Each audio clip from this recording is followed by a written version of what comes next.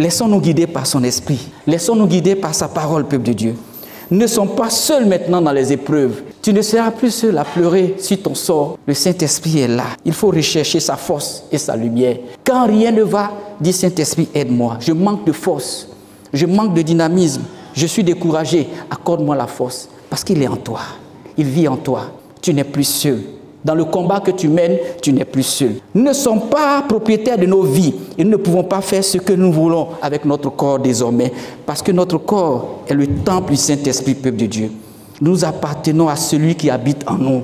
Nous appartenons à Jésus, nous appartenons à son esprit parce qu'il habite en nous. Nous sommes la maison du Saint-Esprit, nous sommes la maison de Dieu, peuple de Dieu. C'est pour cela qu'on doit glorifier Dieu dans notre corps, on doit glorifier Dieu dans nos pensées. Si nous avons des pensées obscènes qui n'ont pas Dieu, l'Esprit qui est là nous révélera nos pensées et nous dira que ta pensée n'est pas une pensée saine, ta pensée n'est pas une pensée propre, parce que le Saint-Esprit est en nous, peuple de Dieu. C'est merveilleux, c'est excellent.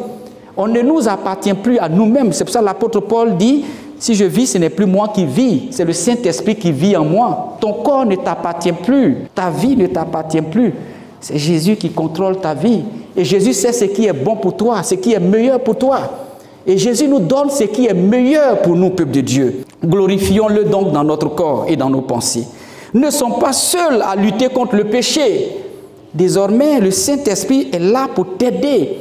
Même si tu vis dans un péché, le Saint-Esprit est là pour te secourir, le Saint-Esprit est là pour te faire sortir. Toi qui t'es engagé certainement dans l'occultisme, toi qui t'es engagé dans le fétichisme, toi qui t'es engagé dans le maraboutage, toi qui t'es engagé dans la sorcellerie, le Seigneur peut te faire sortir de là.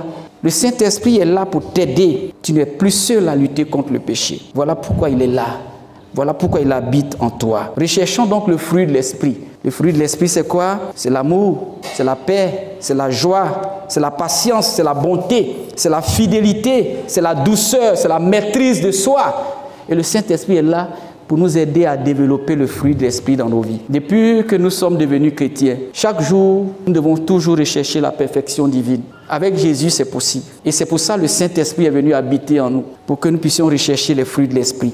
Seigneur, aide-moi, enlève la colère, aide-moi, donne-moi ta paix, donne-moi ta douceur, donne-moi ta maîtrise. Et le Saint-Esprit est là pour nous aider à avoir et à développer le fruit de l'Esprit. Nous ne sommes plus seuls même à travailler pour construire l'Église, qui est le temple de Dieu. Dans ce ministère et dans tout ministère des dieux vivants, nous ne sommes plus seuls à travailler. Nous avons un administrateur, nous avons un conseiller, nous avons le Saint-Esprit avec nous pour conduire et pour bâtir son Église.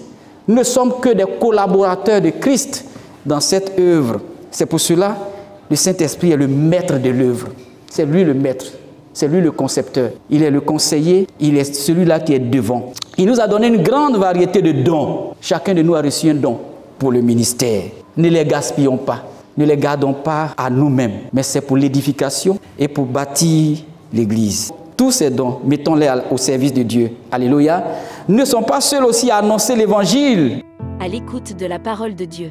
Retrouvez-nous sur nos pages Twitter, Instagram et YouTube. Que Dieu vous bénisse.